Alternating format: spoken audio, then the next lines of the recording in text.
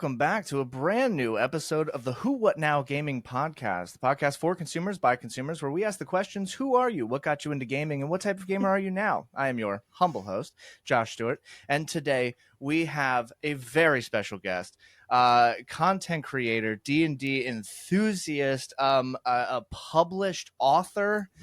Please help me welcome Jenel. How are you? I'm great. How are you doing today? I'm fantastic. Even better now. How's it going? You having a good week? Yeah, I had a super busy week actually. I just had a session 0 for a one shot yesterday called Dimensions and Drones. It's a game that we're kind of basing story-wise a little bit off of Samurai Jack. So all the characters are going to be these very typical, like stereotypical fantasy characters in a like comically stereotypical fantasy setting. And in like the very beginning of that episode, they're going to be thrown into a future where their arch nemesis is taken over without like them there to stop them.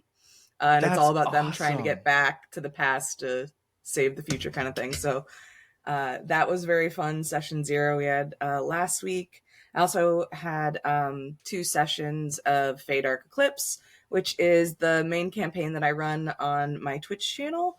It's 2 different adventuring parties fighting the same big bad evil guy, but in 2 different planes of reality. So one group is in the Feywild and the other's in the Shadowfell, and it is an entirely female and non-binary cast.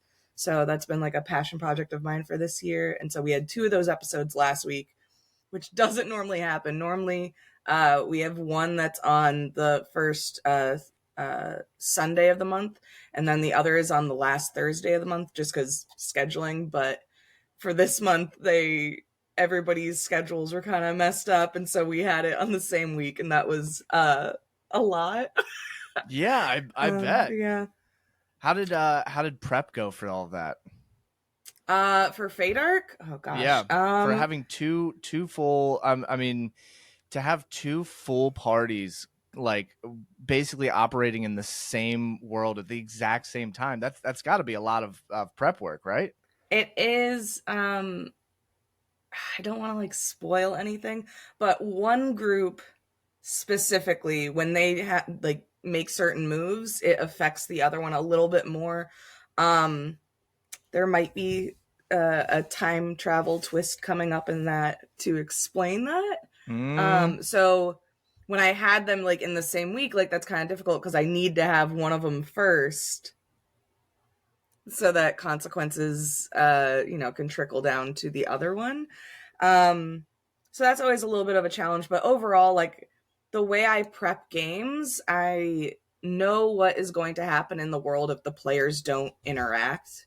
That's kind of like my strategy is I'll have like an outline of events that would happen if the players never existed. And then it's just me reacting to what like my players do that, butterfly effects off of that.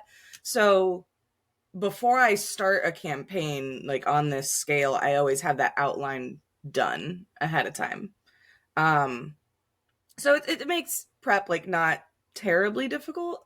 But yeah, like having to react to the other campaign's moves and stuff makes it like a little trickier than usual. But yeah, of manageable. course. That is incredible. That is one of the most unique ideas that I have ever come across. It is so awesome, and also that you are handling the 2 groups and one absolutely insane. I'm assuming most things get chaotic sometimes, but to have an entire world that you are making sure that everything is working the way that it needs to, and the both parties have everything that they need for resources and preparation stuff. Like, congratulations. That is a huge thing. So well done. Thanks. I wanted to go into the content creation aspect of everything. Okay. You are on Twitch. You are a DM. You are also a TTRPG author. Can you tell us a little bit about that?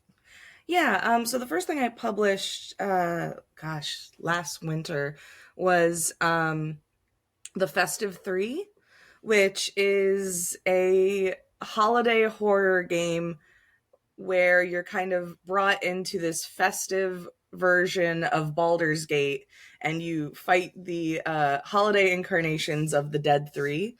So, Ball, Merkel, and Bane. So we have the like holiday versions are Santa, Bane, uh, Dreidel, Merkel, and Krampus, Ball. And you're kind of like in this like horror dreamscape, uh, fighting these creatures, trying to save a little gnomish girl. And yeah, I don't want to give too much of the story away, but that was the first thing that I published completely on my own.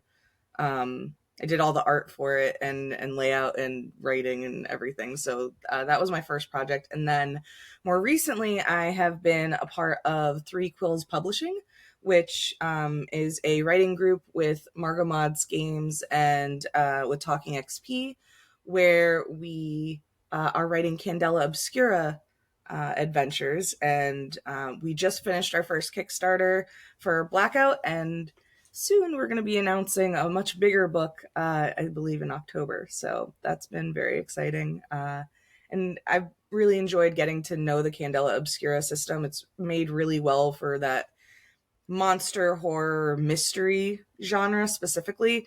And so that's been really fun to write for. And then, yeah, I have like a couple other projects that have taken a little bit of a sidelines recently on like the personal projects because I've been doing a lot of collaboration work, but I'm hoping to get back into some of my more personal projects in 2025. So That is yeah. fantastic. I wanted to go back for the Festive Three. Mm-hmm. I'm really glad that you didn't go too deep into it because in November I will be DMing that one shot for a Really? yes for I Yay! have it is already and has been in my possession, and I've been so excited to get into it. I've had to get a group together, and of course the big fumble with all of D&D is scheduling. Yeah, of Scheduling course. is truly the BBEG of all of Dungeons and Dragons, and Mm-hmm. it is the worst. So we are set. I'm getting the group together. We are looking for one more member to round everything off, and we're going to be starting it in November, and I'm very Oh, that's excited for it. awesome. I'm so excited. I can't wait to Yeah, see that. I'm so excited. I've been going through it and reading it. The artwork is incredible. I love the Oh, layout. thanks. It is such an amazing, like, I congratulations and also bravo. It is so great. I love it. Oh, that means the world to me. Thank you so much. We're How actually going to be having the Roll20 VTT is going to be up, I believe, at the beginning of November. So that just for information. I don't know if Yeah, that's something you use, but that'll be available. wonderful. So how long did it take to from start to publish for the Festive Three? I kind of went a little crazy on it. It total process was actually only 2 months because I did nothing else. Like Wow. I like locked myself. I had this idea and I just kind of locked myself away in my office and was working like every single day on it, not doing anything else. And it was like one of those things where it like popped into my head and I just had to get it out like immediately. I Yeah, don't of know. Sometimes course. I just get into these like artistic like time sinks. It used to happen a lot when I was doing more like oil painting too, where it my my creativity is either like turned on or turned off. Like I can't Mm-hmm. force it, but when it's on, like I don't eat. Like I will like be in a room for like 9 hours working and like not do anything else. And with the Festive Three, it was very much like I had the idea, I had to get it out, and that was all I did for 2 months, like straight. Which drove my family a little crazy, but they were very proud at the end. Yeah, absolutely. I fully can relate. I will sink all of my time into I'm a DM, I'm a player, I'm a streamer, I'm a host of a podcast, and so like when I get an idea and I want to make sure that I have everything prepared and ready to go and stuff, I will sink all of my time into it, which is also Hmm. really fun because I'm also a parent. So I Yeah. have to like force myself to be like, no, no, no, I'm not neglecting anybody. Like I have to, I just need to write these ideas down so I can come back to them and stuff. And so I get it. It's Yeah, fantastic. so I'm also a parent, and for the majority of our child's life, I've kind of been like the more like main one doing Mm-hmm. everything. And then recently my husband, I'm very lucky to have him like stepped up when I was like, hey, I really want to pursue like this dream of mine. And he like works from home and is like really like no argument, no fuss at all, like just stepped up and took over everything so that I could pursue all this. And that was kind of amazing. So Wow. That's yeah. awesome. Hmm. Shout out to your husband. Yeah, he's great. That's incredible. Um, so I did see that so you have a group that you did mention a little bit earlier that I wanted to definitely dive into because I really love what it is and what you're doing, and I've been going back on the stream and watching, but you have the women of TTRPG for the Hmm. threads. And I really Yes. wanted to talk about that because I love this. Yeah, I mean, it started as, you know, uh, there was this movement on Threads when it like first came about and was like, this bigger social media site that kind of just like took off. And there was this women supporting women like movement that kind of happened on there, which obviously like I jumped on, and I came up with the idea of like, hey, would anyone be interested in an all female non-binary table? Like we don't really get that opportunity a lot. Yeah. It's a little bit of a male dominated field. And so I had so many people reach out, and that's why Fate Arc Eclipse ended up having two different adventuring parties because there was so much interest. I was like, well, we have to incorporate everyone because I don't want to exclude anybody. So Yeah. yeah, and we ended up one group is kind of like my OG D&D veterans, like they really have been in the community for a while and kind of know what they're doing and everything, and I get to like throw a little bit messier stuff at them. And then my other group was a group of women who are Star Citizen streamers on Twitch, and they kind of had just started playing Baldur's Gate 3 and were very interested in getting into D&D. And so that has been really fun to watch people learn how to play.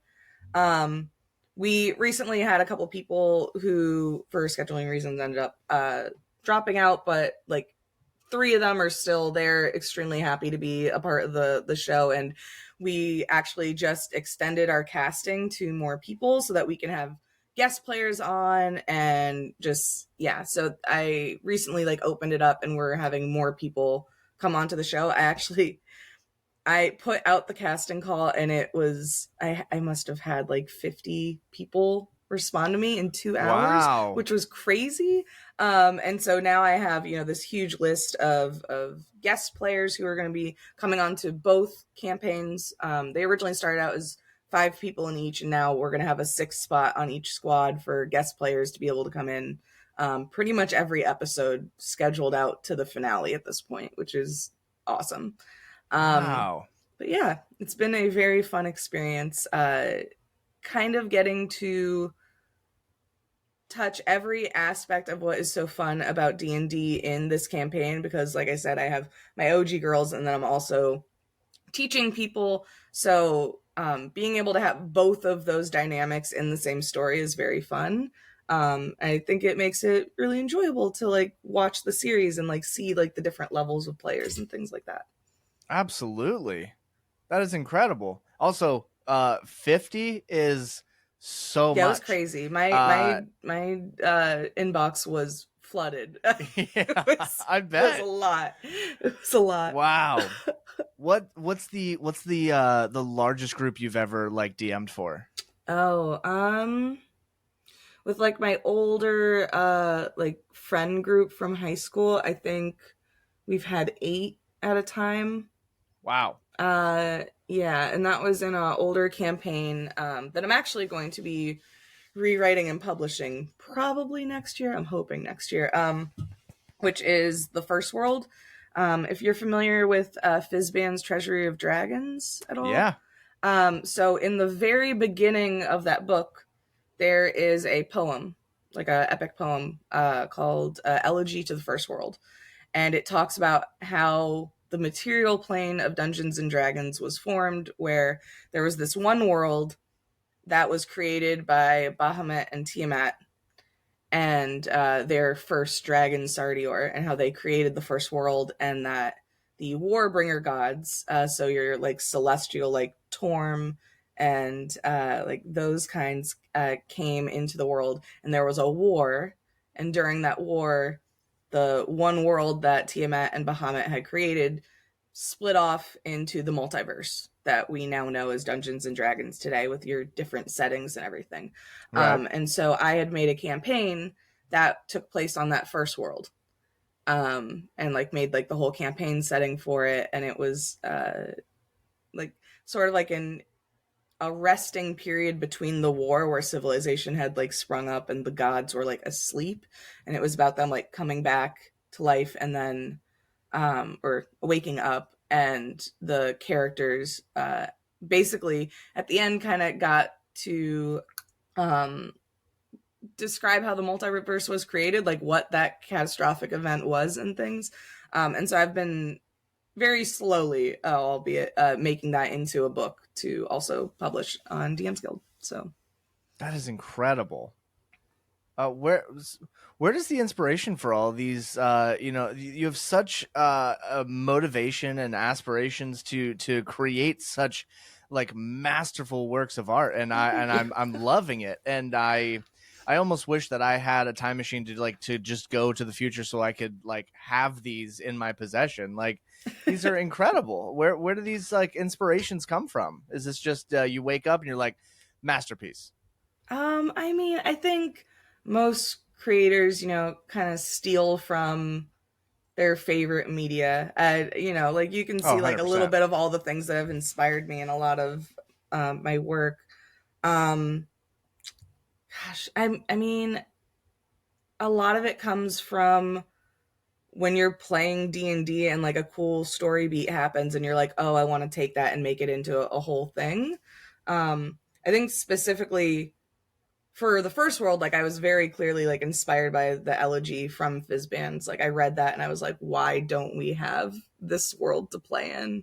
Yeah. Um, and for Festive Three, it was hilariously, I did not know that the Dead Three were the main bad guys in Baldur's Gate 3 when I wrote it. Like, that Okay. was completely on accident. The reason Yeah. I knew about the Dead Three was because I had DM Descent into Avernus, which is probably like my favorite module to DM. And so in the very beginning of that, you have the Cult of the Dead 3 in Baldur's Gate, and you don't like you get to do like a little adventure. It's like a little, low level adventure with it. And I hadn't incorporated that into my version of Descent into Avernus. In mine, the players actually started in Elturel when it fell, so it was like a little different. And I wanted to kind of like go back and do something with the Dead Three, because that entire thing is so fascinating, how like they took their power from this older god of death and stuff, Jurgle and all that. And I kind of just wanted to play with that. And I also just it really also just started from like the name of like, well, there's the Dead Three, what about the Festive Three? Like that'd be Yeah. like kind of hilarious Of but like course. terrifying. Um so that was sort of the inspiration for that one, and that just kind of took on a whole life of its own. And then when it comes to like our Candela Obscura writing group, I just have like very good writing partners that we bounce ideas off of. Like I can't even really take most of the credit for the writing. I do a lot of the layout and graphic design for that group, and like the stories kind of come about of us, like we'll have like meeting like very similar to this, and we kind of just like spitball ideas and stuff, and we're very good at like riffing off each other and getting somewhere that's great. So and that's been really fun because that's like the first group writing that I've done in a very long time, definitely in a professional setting. Um, and so that's been a really fun experience, like having someone there to like work off of, which has been Yeah, great. that's incredible. I love that so much. I was I've also been inspired by Descent into Avernus, or jeez and Pete, Descent to Avernus. Whatever. I'm butchering it. You're Anyway, fine. the fun times. But I've created my own spin-off story type of thing, kind of like homebrewed, but I'm taking a lot of the ideas from the world and setting and events and such, with my like personal like home group kind of thing. And so we are currently going through all the 9 layers of hell, Oh, and nice. I am loving it so much. And yeah, just about the same. I've always wanted to do a very like artistic spin on like how a game begins. I've been oh, my camera's being crazy. So darn camera. We always argue every episode, I'll tell you. But I've loved that every campaign always starts in such a in a generic way. Yeah, you walk Mhm. into a tavern, you see, people in the tavern. You're sitting down. It's raining outside. You're getting, in from the cold. This is the standard. Like, hey, this is where things start. And I was like, I've been a DM for so long that I'm tired of starting these games like this. Mhm. And so I was Completely like, I understand that. want to try something entirely new. I wanted to start where a campaign ends. Mm. And so I decided, you know what, I've never DM'd for a group above level 10. A lot of the times scheduling, maybe games just kind of end. To go from 1 to 10 typically takes a long time. Mhm. And for like a dedicated group to make it that far takes a while. And so I decided that, you know what, we're going to start a completely fresh campaign. We're going to go through the 9 layers, and I'm going to start with the group at level 10 in a full-fledged like BBEG like end game boss battle. Oh, I love that. um but the twist is that, and everyone knows, like at least how the beginning of this game is going to begin. Mhm. Try your best, but I'm giving you 3 rounds to do your best, and then you're all done. Like the game starts, and you lose the battle. What happens in a campaign where in my version of how this world's going to work, that when you lose, like there is no like coming back immediately, like there is no resurrection, there is no revivify within like a short amount of time. You're done. And so what happens when you fight this enemy, and then you wake up in the first layer of hell? I love that. Where do we go from here? And Mhm. then of course I have the thing that's going to be something that's going ongoing throughout the campaign, where for some reason they remember why they're at the castle. They remember why they made it up to the top area. They remember why we're doing this, that, and the other thing, but they don't remember the mission that they were on that brought them to here, to the fortress. And they don't remember like who, like a whole lot of, so like they remember a lot, like bits and pieces of their history, which allows me to have that freedom to be like, hey, these things happened in your past, because we're starting at level 10 at the end of a Mhm. campaign. And it has been so fun to have finally been able to like allow myself that freedom of like a fully like home invented like homebrew, like this is where I'm going nuts, and I'm gonna see what happens. I mean, that sounds really fun. I had began to write kind of a similar concept, but I was taking the 9 hells and I was making a module that was like Dante's Inferno, um, where you travel through, except it was called Mordenkainen's Inferno, and the players were following a notebook by Mordenkainen about the Nine Hells. And they were hired by Volothamp Gadare to go through the Nine Hells. One of the players was actually playing Rainier Neverember, which was hilarious, to have him and Volo like interact as Yeah. sort of like the Dante and Virgil of the story. Mm-hmm. It ended up fizzling out a little bit because of scheduling conflicts. I don't know if we're going to be able to bring it back, but for that one, I was looking at. I don't know if you've read it, but Chains of Asmodeus. I've not, but it is on my list. It's really well done with like the Nine Hells and really fleshing out certain things. Like, I highly recommend checking it out for your campaign, just like to spark some ideas. It was extremely useful for me. I literally read Chains of Asmodeus, and then like I was still like continued the game that I was playing, but I stopped writing my module because I was like, oh, they already did it. Like, I don't need to do it. Like, this has been done, and it's like perfection. So yeah, I highly recommend checking it out. But I love everything that has to do with the Nine Hells and D&D. Like, it's such a cool setting. Of course. Yeah.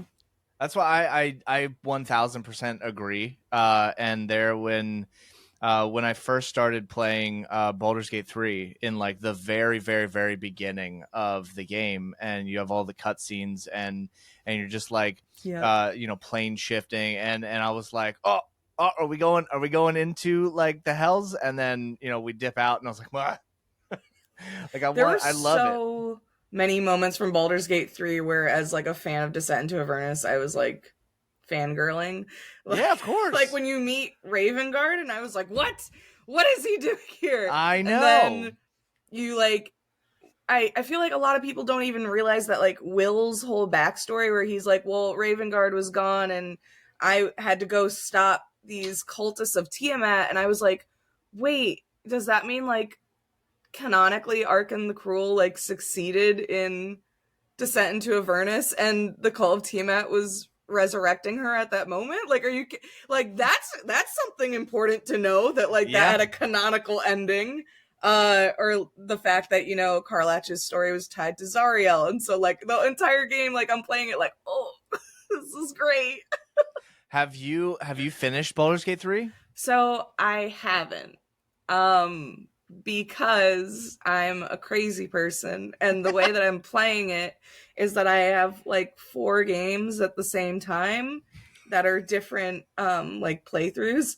So like I have my dirge, and then I have my tab that's good, and my tab that's bad, and my tab that's romancing this person, and I play them all at the same time. Not like physically like playing them on the screens at the same time, but I play each one of them up into a certain point, and then I go to the next one and I play that one to a certain point, so that I experience all the options all at the same time. You're seeing the whole multiverse at the exact same moment. Look, I'm a little bit of a completionist, so it's just I love it. In game, I just got all of them to Baldur's Gate. So oh my god, we're a little behind. Just a little bit, but it's still very fun. So no, absolutely, I love it. I'm also the same way, but I don't play them all at the same time. I do a full run, and then I'm like the moment, like a normal human.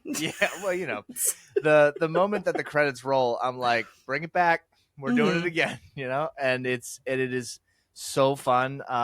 We're streaming one version on Twitch, and it's been super fun, but it was finally like, I don't ever check how many hours I put into a game, because I enjoy the game, and then I was looking at it, and I was like, well, we're approaching 600 hours into this game, and I was like, it's a time sink for sure. I was like, I don't think I've ever done anything for 600 hours. This is nuts, and I'm still loving the game so much, and it is beautiful. It is such an amazing game. Sure. I can't. So I'm playing it on the PS5, so I'm very excited for September, where we're getting patch 7, which is introducing the mod community to Baldur's Gate 3. And I'm just excited because I've played the game so many times and so many different versions. Yeah. I'm just excited to play more stuff, that like have access to more things. Like, I don't think people understand how much I love this game. I love this game so much. It's a great game. It's so good. It's the best. So have you been like soloing the Baldur's Gate 3 experience, or do you have like one game where it's a group? So I don't have an actual like full game where it's a group, but I've played in the multiplayer mode like a couple times. Specifically on my birthday last year, me and a bunch of friends were messing around in Baldur's Gate 3, and that was a lot of fun. I was playing like an OC, and then they all played the like canon characters and were acting it out, and it was so funny. So that was really fun. But yeah, so like I've dabbled in the multiplayer mode, but I don't have like a full campaign that's in it. Who is your favorite companion? I mean, it's Asterion for personal reasons. That's what I'm talking about. Definitely an Asterion girly for sure. I'm 1,000% on that boat. Are you kidding me? Look, it's a well-designed character, everyone. All right? Yeah, 100%. I can fix him. Yeah. Listen, I tried fixing him the first 2-3 playthroughs. I'm gonna keep playing this game until I get the outcome that I need to feel whole. All right, I get that. And that's where I live my life. I went to I ended up going I went to Too Many Games convention, and I was super pumped to just kind of see and do as much as I possibly could. And then I found out that Neil Newbon, the voice of Astarion, was there, and I spent about 2 hours in line to meet Neil Newbon, and I was like, this is my life now. I'm going to go and get the autograph. I'm going to go get a picture. Like, I was like, this is the rest of my day, and I don't regret a single thing. It's my favorite. No, it checks out. Correct decisions. Thank you. See, I need the justification, honestly. So let's go back into like Dungeons and Dragons. This is it's a very how do we say it? It's a complex game, but it's definitely, it can be very user friendly. It's a good it's not terrible to introduce friends into playing the game, but eventually you get so used to the game. You get a party that knows exactly what they're doing. You have that trust between players, the DM, the setting, the story, and everything.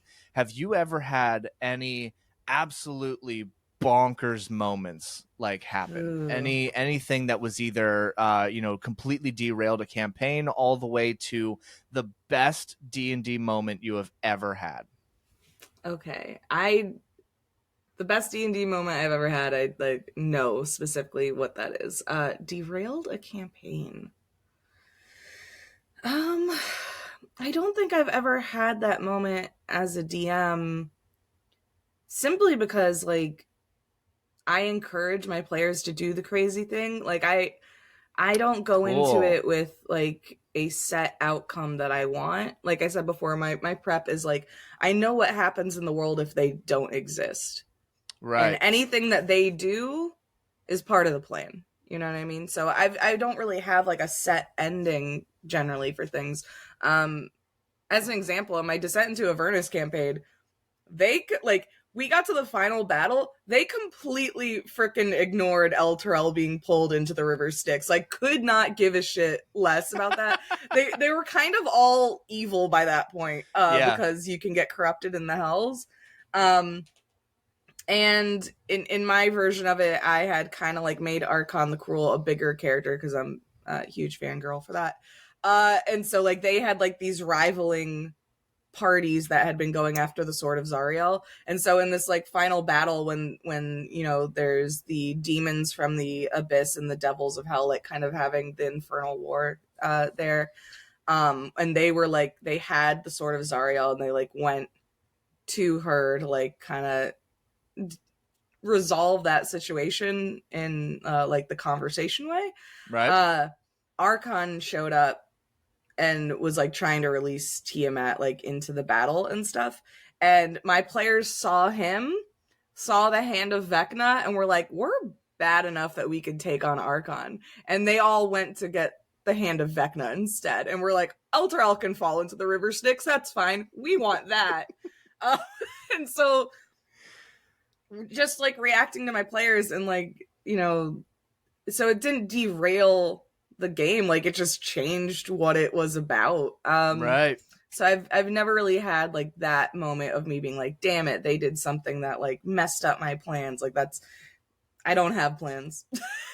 That's awesome. So That is awesome. I sometimes fear that I plan too much, and then when things go maybe in a different direction, there's a little part of my brain that just panics because I want yeah.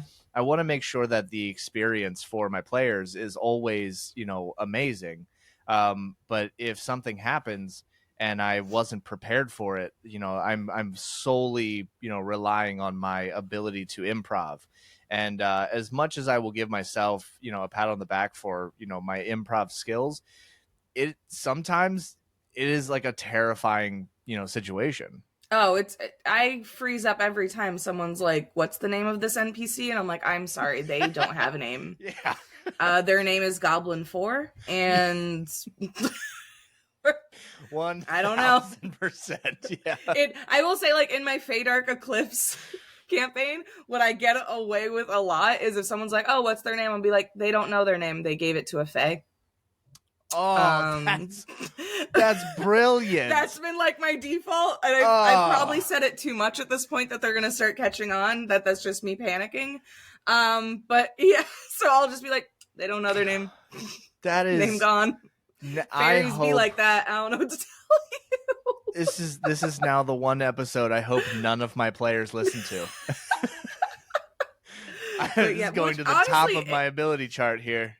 It ended up being really funny because when I do that, they're like, "Oh, so we get to give them a name," and I'm like, "Yeah," and then they become more invested in the NPC. They care about it more because they named it. So like, yeah, that's been fun. Have you ever had a like a character that maybe like reoccurs in all of your campaigns, and then you love this character so much that it's always popping up in all of your campaigns? Yeah. So my first D&D character ever. Originally, her name was Jinx, and then we ended up changing her name to Epoxy later for marketing reasons. But she was a little chaos gremlin. She was like a drow, rogue druid, and her whole thing was collecting teeth. Like she was just like this little gremlin of a character.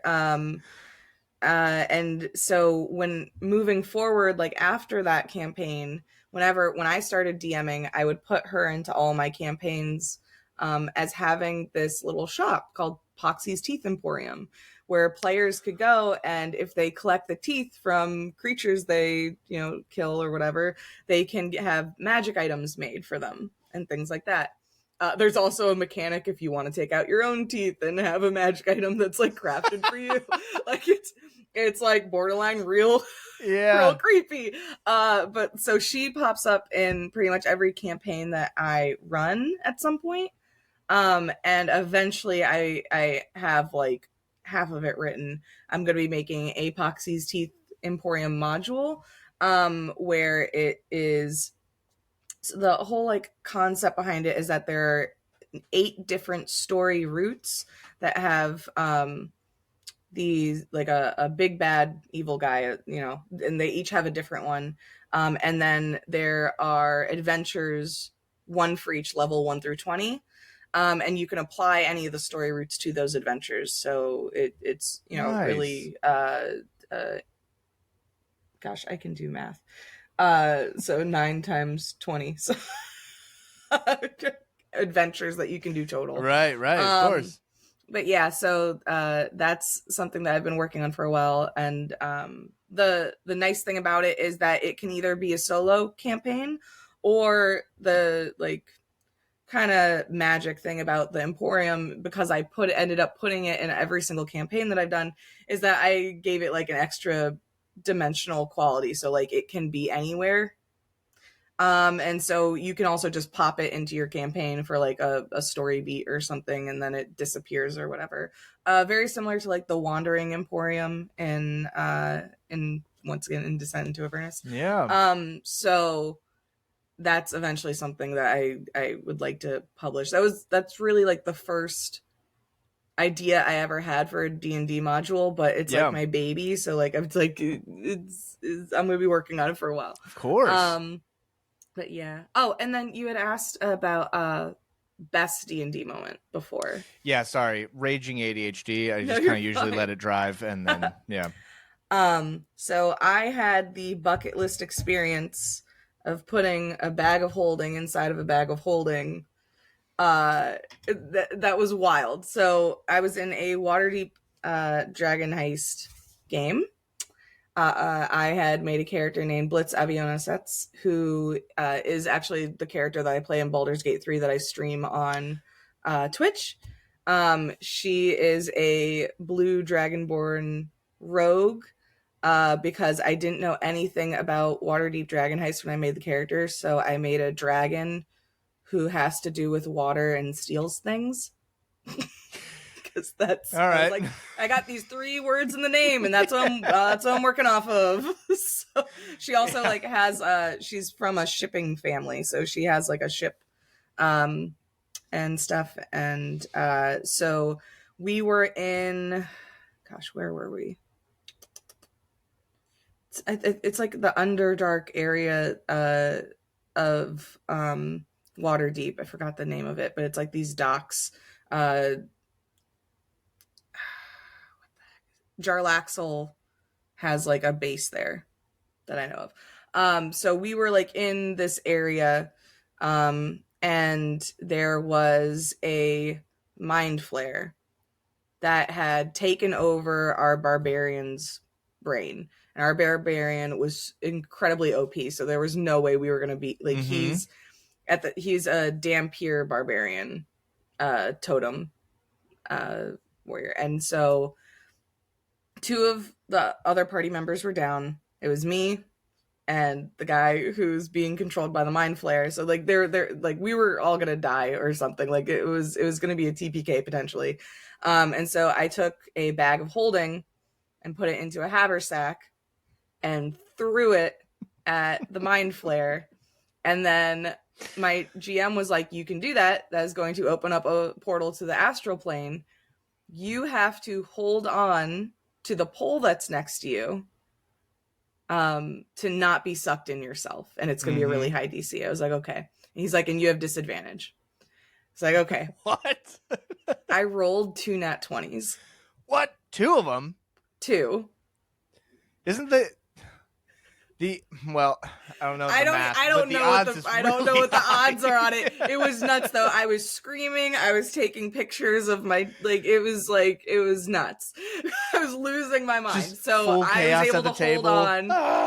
The mind flare got sucked into the astral plane and battle over. So that's awesome. Definitely my most that lives rent free in my brain forever. Of course. That's the most epic thing that's ever happened in a game for me, for sure. Of course. Why would it not? That is incredible. Wow. That is like the ultimate D&D moment. That is like the moment we all hope to get. That's like getting the golden ticket in the Willy Wonka chocolate bar. That is crazy. The perfect. It is so awesome. Absolutely insane. Oh man. And it was how was your DM after that? Did you guys have to take like a 5-minute break for him to No, I mean they when the dice tell a story, that's the correct story. Of course. Of course. But yeah, no, everyone was screaming, and it was a wonderful moment. Yeah, of course. That's yeah. I'd be the one in the background, just like running around the table. Ah! I love those moments. I Hmm. love. See, I as a DM, I love when and actually I would love to get, your input on this as well. Hmm. When it comes to like nat 20s and stuff, there is the baseline through all of like Dungeons and Dragons where it is like, hey, it's a nat 20, it's supposed to be this big epic moment, but I've been in situations where they say like a nat 20 is like, oh, well, it's it doesn't change the fact that something's not there, or it doesn't change the fact that something can't still be done or whatever. But I've always loved honoring a like the nat 20 to Hmm. its maximum potential, and I do it within skill checks all the way to in combat, to the point where we have a homebrew rule in combat that I've slightly changed because I feel like a nat 20 should be honored at a higher level. Hmm. Um, which is basically that, in I think it was a rule in 4.5 or something like that, but like when a player character hits and they get the natural 20, I just take the maximum damage that they could possibly do with that character and then plus their roll. And then I'm like, that Hmm. because it always drove me crazy when it says, oh, you can just roll an extra dice. And I'm like, well, that gives you the potential of getting 2 1s. And like, that Yeah, doesn't feel epic to it me, you doesn't. know? And so when it comes to like honoring natural 20s, how do you go about it as a DM? It depends. So a lot of the times we're using roll 20 just because of distance and things like that. And that already has kind of the built-in system of it rolls damage twice, and then what I normally do is double that. Um, Oh, that's a good mhm. idea. And then if we're playing in person, I do a similar thing where it's max damage off the bat, and then you also get to roll damage on top of that. So those are kind of like the two Nice. different things that I do. And then generally, a large enough hit is gonna like substantially affect what you're hitting. Of So whether course. that's like you remove an arm or you blind them, or like Nice. it's gotta affect the battle in a substantial way for sure.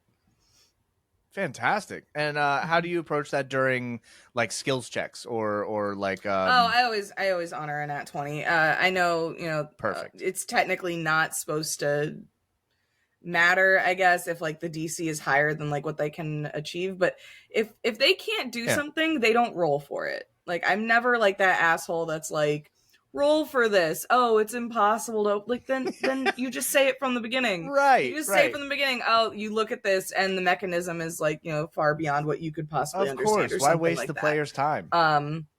Because that's not fun. Like what 100%. Yeah. So yeah, anytime they get a nat 20, it's going to change the game in a substantial way or give them a victory that they wouldn't generally have for sure. Because Of that's the course. whole point. Everyone wants to feel like they did like the good thing. But I also on the other end of that, like when you get a nat one, like stuff happens Yeah, of regardless of course. what the situation is. That's gonna affect you guys. So yeah, respect the Yeah. extremes. Yeah, 100%.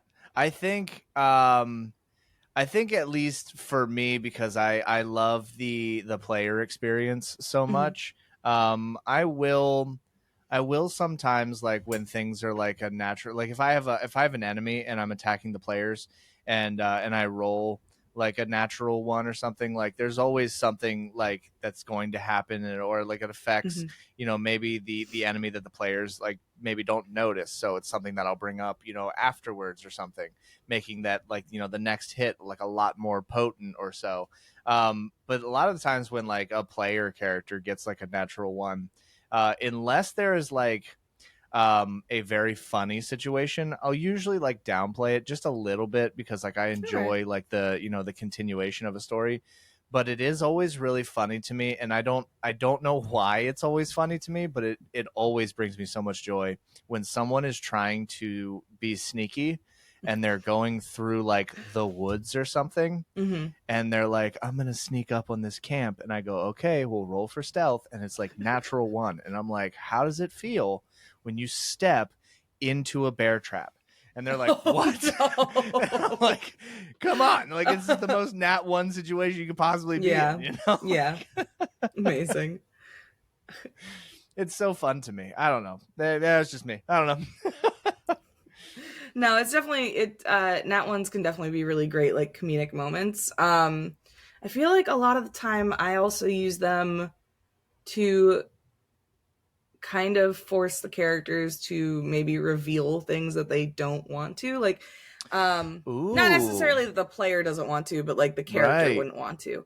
So if like they get a nat one on like a social interaction or something, I'll basically be like, oh, like what insecurity like do the rest of your like group see in this moment, then, you know, like using it to, it's a story beat instead of just like a failure. It's like something used to also move the story and the relationships along.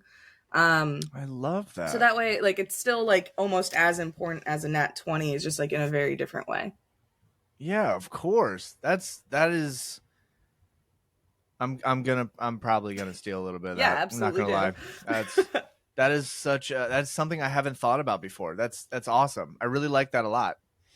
How do you go about like creating situations for your players to kind of like reveal things about themselves that kind of like do you create a story that has bits and pieces of their backstory in it, Oh, and how do you absolutely. kind of Yeah. like go about that? Because as I've always I kind of struggled a little bit. I very heavily will cater the story to my characters' backstories. They it I think it's always important to me that when you're playing a game that it feels like a story about the players. Of course. I know a lot of people have different opinions, you know, on that, but the way I like to tell TTRPGs is like if you're the player in it, like you're the main character, like you like this story is about you guys. It's not necessarily about like a situation that I came up with that you're completely detached from, because then they don't care as much about it. You know, when it Right, relates right. to stuff that they came up with, they're going to be way more invested in it. Um, so we haven't necessarily gotten there in my Fey Dark Eclipse Feywild group, but in the Shadowfell group, like we've been playing a lot with their backstories. Um, and it's kind of like everybody fighting their own inner demons in these like dark domain of dread settings. And so yeah, like heavily influenced by the character backstories, and yeah, like a lot of the NPCs I'll pull from their backstories and things like that, and just making sure that their story is very woven into the world and the overarching tale. Yeah, I love that. Does that take do you do like a very in-depth session zero, or do you have like many conversations going on before the session zero? I really let the players kind of decide like how much or how little they want to flesh out, and I kind of just work with what they give me. You know, some people gave me, you know, like a page and a half of content to work from. Other people gave me like a couple sentences, and it's kind of just like being able to like extrapolate from that, or like dive in and really like take the parts of this that will mesh best with the others. um Another thing that I did specifically for this campaign that I've kind of sort of incorporated into other campaigns now, Mm-hmm. is that I ask what a short-term goal is, a long-term goal that they have, a fear, and a desire. And so having those four answers allows me to craft like stories and even just sessions that they are invested in or having like some kind of emotional reaction to. You know, like if one of my characters is afraid of water, like we going on a boat. Let's face that. You know, things like that. And then with desires, like you put the what the party needs and what the player wants in front of them and see what they do kind of thing is always a fun thing to rely on and watch that internal struggle. So yeah, those are like little things that I do to like make sure that people are engaged in each session and that their stories are progressing and we're seeing character growth and stuff like that. That is amazing. Thanks. I will be really honest with you. I was very excited just to have the interview, but I have gotten to a point where like I feel like I'm just having a learning session, like how to just be a better DM. And this is I think I've written down like a bunch of notes on the side here. It's just like do this better and add this Aw. to the game here. Like this is super awesome. We definitely have a few listeners who really, really, really, truly appreciate the TTRPG and D&D talk that we have on the show, because everyone's always trying to get better when it I think comes to that's a quality being. of like almost every player and GM I've ever met is that they're Yeah, constantly trying to like get better at their craft and things just because it's about, having fun yourself but also providing fun for other people and that's always a of really nice feeling. So course. you always want to be like good at that. Yeah, absolutely. And we've had many talks before about watching the quote unquote professional D&D players or the professional DMs and stuff. And I've had many talks before where I say, hey, these are amazing to watch, and they tell beautiful, intricate stories and stuff. But it's also set and designed to be like, a storytelling, device and stuff. Mm-hmm. And one of the most important things to, for me at least, is like, when you DM, like make it your own. Mm-hmm. Be the DM that you want to be, tell the story that you want to play, tell, and then and create a world that you want to create. So I wanted to ask if when you come across someone who has never played Dungeons and Dragons before, Mm-hmm. and they really really want to get into it, what is something that you tell the new players to really solidify playing D&D, and how do you go about introducing them into the world of Dungeons and Dragons?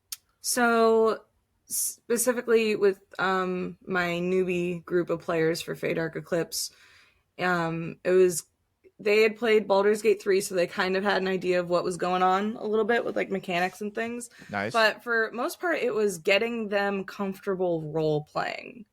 Like Yes. crunchy numbers weren't necessarily the issue, though. Like walking them through like the character creation process, just explaining what different things are.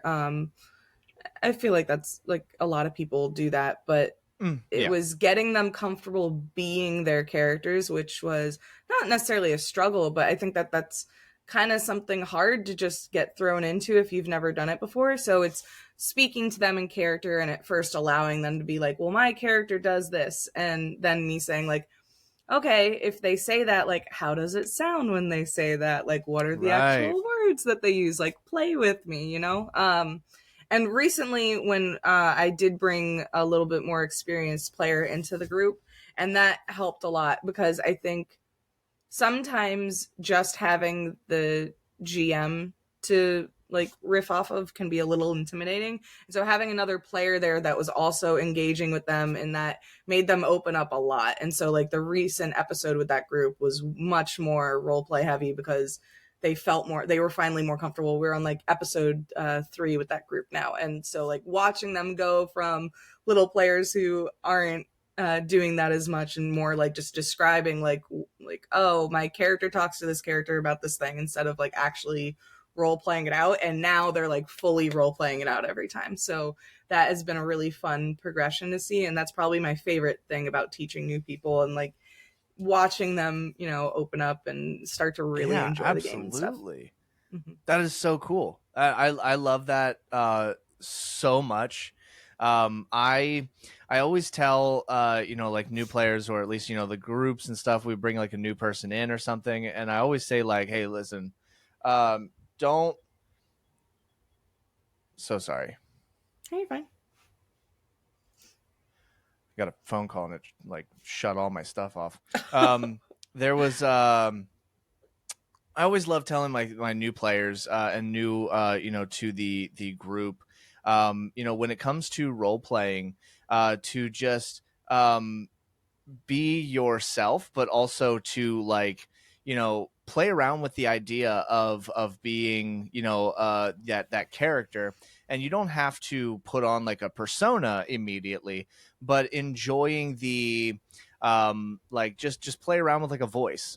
We Mm. heard in a previous episode, somebody gave the advice of just doing it like in the car, driving Okay. around, just messing around with like a voice or so. You're just you're driving. You throw the voice on, just commentating on life around you, but as that character. And I was like, oh, that's a brilliant way to kind of go about. And that was like just from then, like a lot of my own NPC character voices spawned that Mm-hmm. way. And it's very fun, but I also think that as a DM, the comfort level of getting really into the RP is a little. You get a lot more practice, is I guess is what I'm Yeah, saying, for because sure. we have so many characters. We have so many characters. Everyone always wants to be a little more unique. What you want to have this character to have. Maybe they've got a little devious side to them, so you gotta make sure that the voice at least kind of portrays it a little bit. You want to have you have just a very fluffy lovable character and stuff. I have a wonderful little character duo that I love wholeheartedly, and they will be in every one of my campaigns forever. And of course, as a DM, I couldn't react when one of my lovable reoccurring characters died last week, and Oh I'm no. still sad about it. I'm All right. sorry. Yeah, I have a little goblin named Swimble, Mhm. and his best friend, who is an awoken rat named Chuck, Amazing. I love and that. they travel together. They both have the stereotypical crazy sad backgrounds, but they found each other and they live basically working together to do this. And it was really fun bringing them into the nine hells, because you're like, how is Amazing. this such a sweet little duo doing in Mhm. hell? And you're like, oh, that makes sense actually. And it's just such a fun thing to be able to bring those character voices back.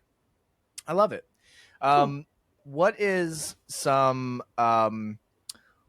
what is like a, I guess, advice that you would give to someone who is looking to be a DM?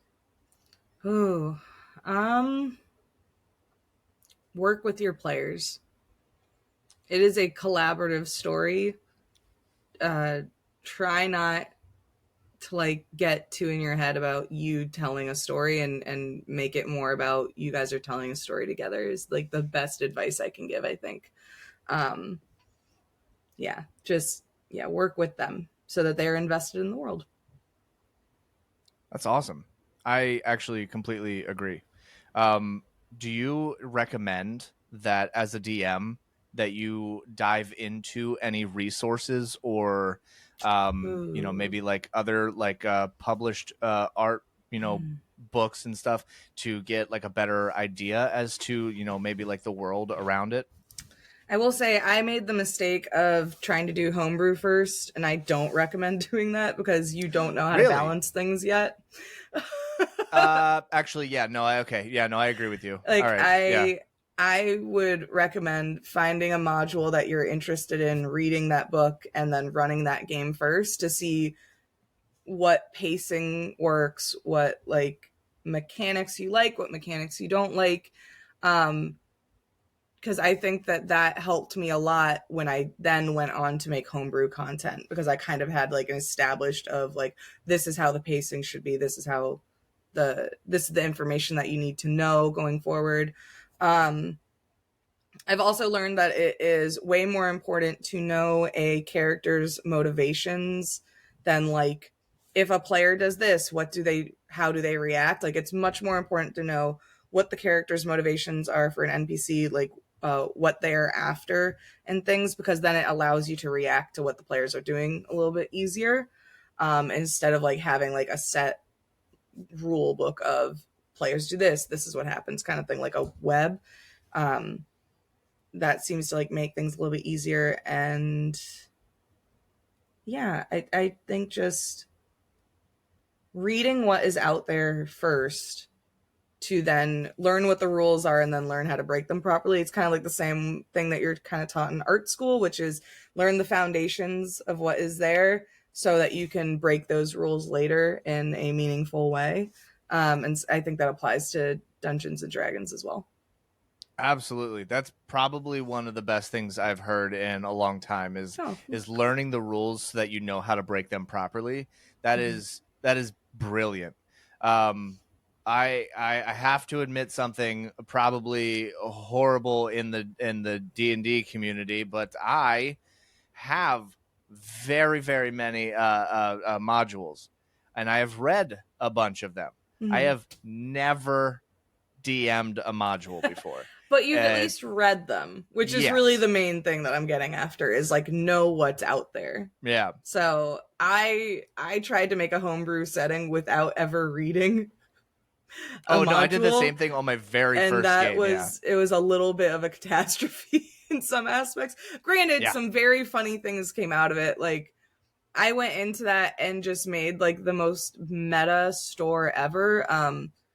What I had done really is I had listened to the Adventure Zone, their first season Yeah. balance, and then I tried to make my own homebrew setting. Yeah. And I so they have Fantasy Costco, and I had made Fantasy Walmart that was run by Snoopy because theirs is run by Garfield. I forgot Um, about Fantasy and Costco. and Yeah. so yeah, I had Fantasy Walmart, and like the things that I put in there were like as like magic items were like Scooby snacks, Sailor Moon's tiara, like, and I made D&D like rules for all these Yeah. items, and so that aspect was hilarious, and my players loved that. I But like, love that. but for story, the pacing was so off. The balancing for encounters Mm, was terrible, and so like those are things that I learned later. But like the ridiculousness of it was still very fun. that's awesome. I love that so much. That is that's fantastic. I've made a couple of I think every DM has made mistakes before. Oh, of course, yeah, it's a learning I experience. Yeah, I think my biggest like learning experience for when I was DMing, I think it was like my first campaign. And I did the same. I made the mistake. I tried to make an entire world Mm-hmm. with no we had played a couple games of D&D, and I was like, this is so fun. I want to be in control of everything. I want to try Uh-huh.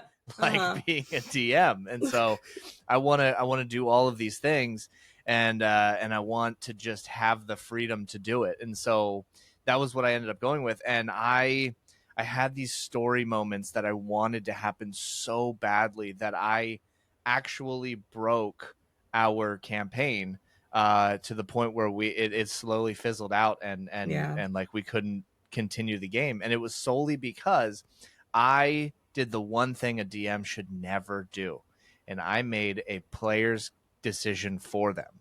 Ooh, And yeah. yeah, and that is my my badge of shame that I will forever carry around as a DM.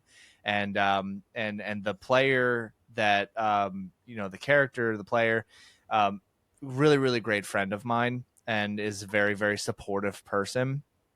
So they tried to kind of run with the idea, and didn't like it, but didn't do it in a way that made, like, we didn't have a disagreement, we didn't go at it, kind of thing. They just decided that their character didn't like what was going on with their character decisions and choices. Mm-hmm. So instead of going in the direction that they needed to, he turned around and he ran into the woods, and like separated from the party and was gone, and we never saw that character again. And so when we continued on, another character in that same party didn't like that, like the character build or something that they had made. And so when an opportunity came to the first time they were meeting physically face to face, the BBG, he switched sides on us, and Oh, went with the interesting. BBG, right? And so Mm-hmm. now we have one player character who's been there since the very beginning of the game, and that character dies. And so I'm like, at this point, there are, even if you all make new characters again, no one knows what's happened from this point Yeah. before. So there's no, like, at this point we have to call it like the bad guy won. And Hmm. later I had a really, very deep, very cool conversation with the original character that I made the player decision for, and it was a huge learning experience. And it is like literally the one rule that sits in the back of my head every time I start a session with any group, Hmm. because it was such a pivotal moment on my learning experience as a DM. Yeah, I mean, everybody makes mistakes when they're starting out, and I think it's just having those hard conversations and learning and growing from it is just what's going to make you a better player and a better DM.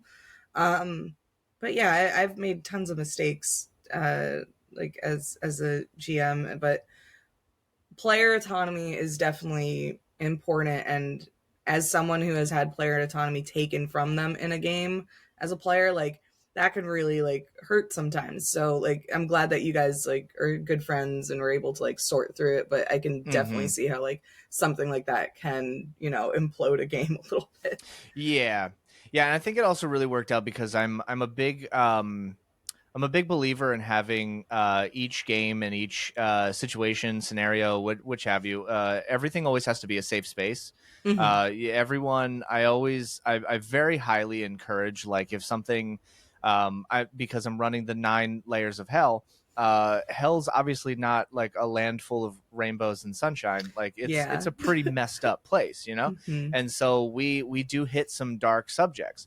And so I always make sure I'm like, hey, listen, like, I have my preferences, so I will never push past my comfortability.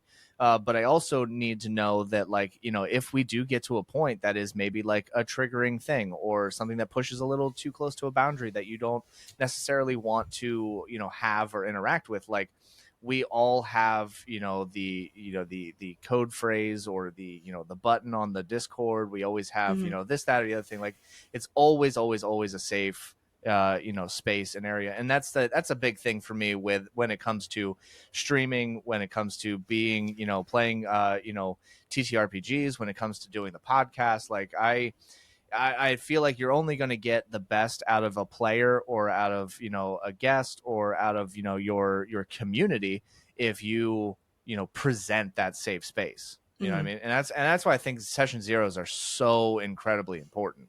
Yeah, absolutely. In every single game that I run, I have my players in session zero fill out the RPG consent form, which is Mm. just kind of like the standardized form where it goes through a bunch of different triggers and you put down green, yellow, or red for where your comfortability is with each topic.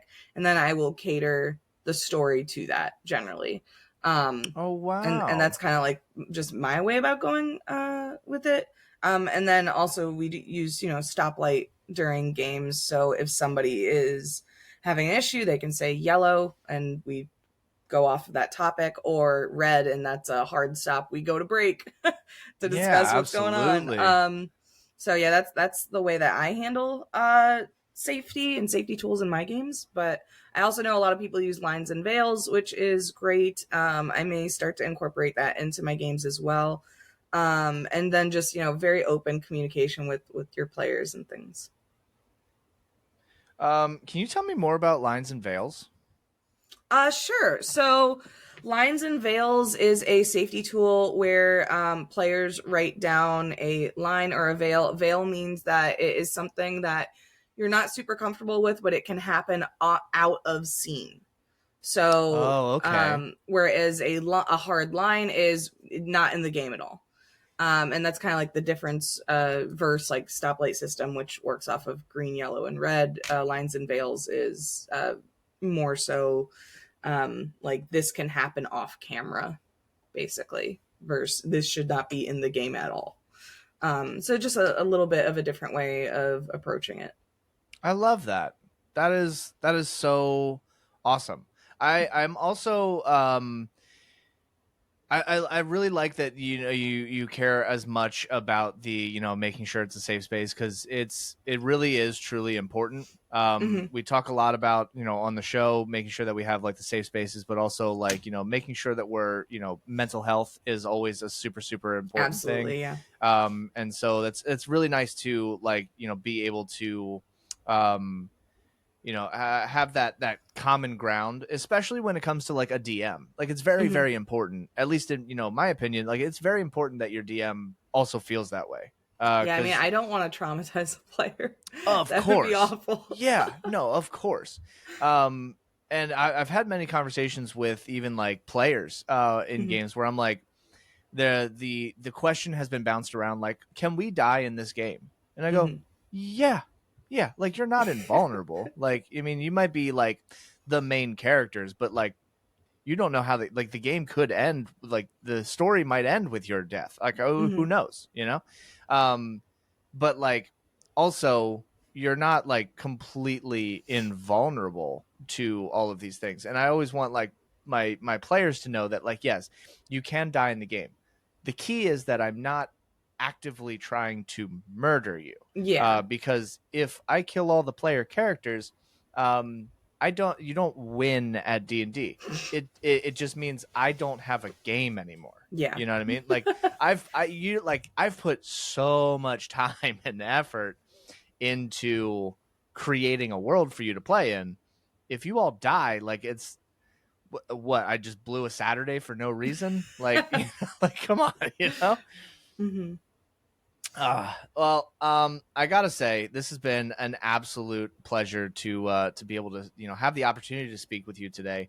Um, I've been very much looking forward to doing this, and I'm very happy that we got this opportunity at the end of every episode. I Hmm. always love to keep the floor completely open for you Okay. to plug anything and everything. And I mean, go for it. If All you right. have a project you're working on, all the way to a sandwich you had last week, like go nuts. Okay. So hi everybody. I'm Janelle, or you can find me at Boss Jellybean pretty much all over the internet. I am the DM for Fade Arc Eclipse on my Twitch channel, Boss Jellybean. I'm also a member of Castleton on Winter's Tales, which is a massive 150 player stream. Uh, it's Hunger Games meets Bridgerton, and over there I play Vera Armadam. And I'm also Nice. in charge of the design team for the website for Castleton. I'm also a part of the Candela Obscura games on Twisted Fates channel. What else? I'm part of Three Quills Publishing, which our most recent Kickstarter just ended, but we will be launching another one in October for a full Candela Obscura campaign book.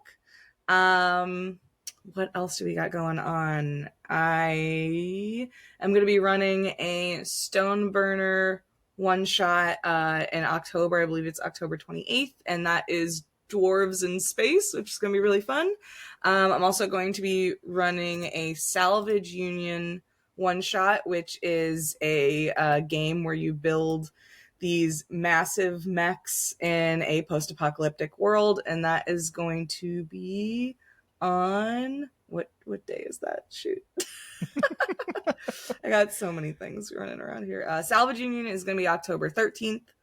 Um, and then I'm also going to be starting as a player in the Horde of Tiamat, which is a campaign that is based on. Oh my gosh, I completely just blanked on the name of the actual campaign, but I think it's Horde of the Dragon Queen.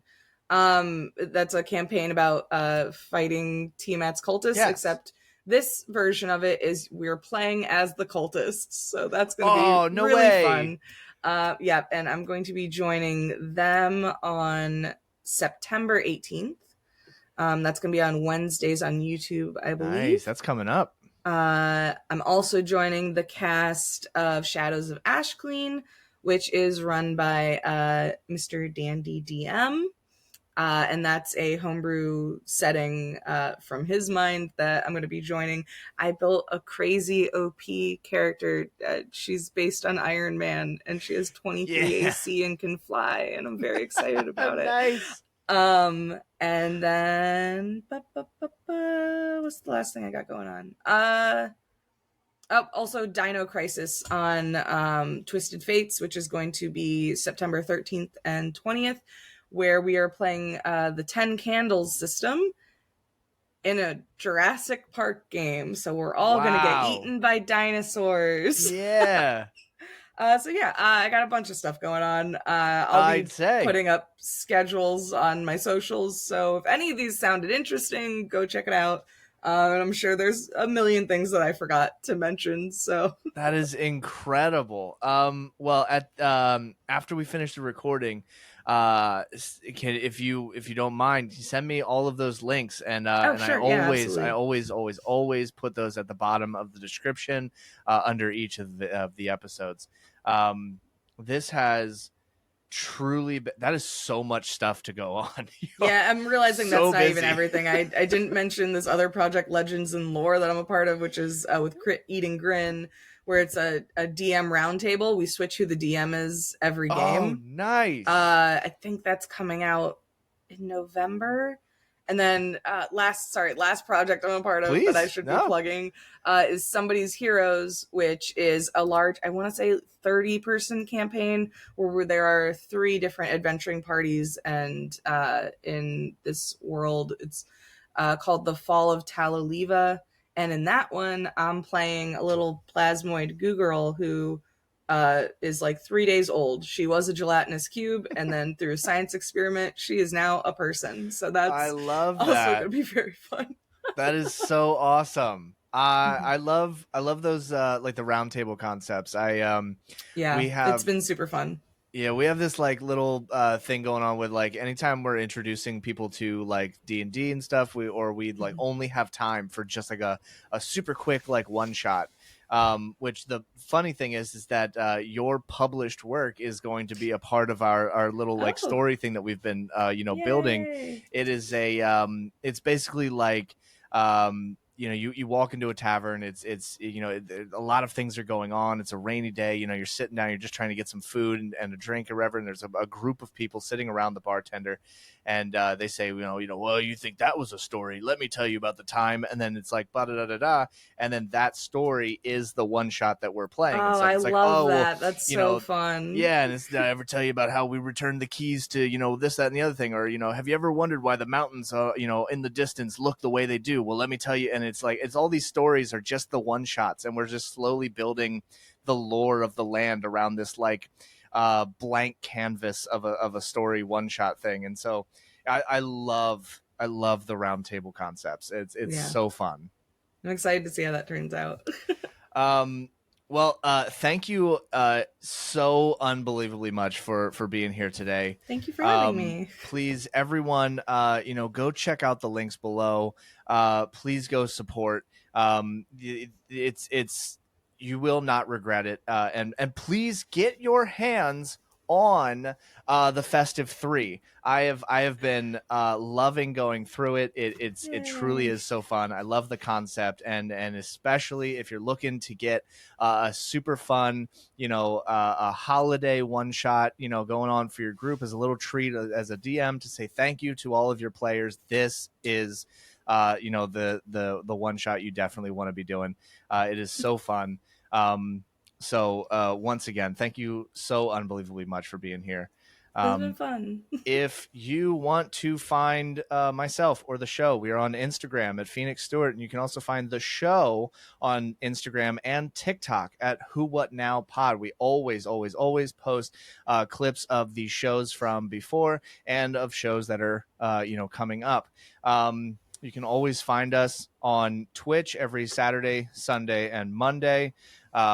From 7 p.m. to midnight, and Mondays from 10 a.m. to 12 p.m. At twitch.tv/Phoenix Stewart. All links will be below. And as always, please go outside, look up at the sky, feel the sun on your face, hug a tree, and high five a squirrel.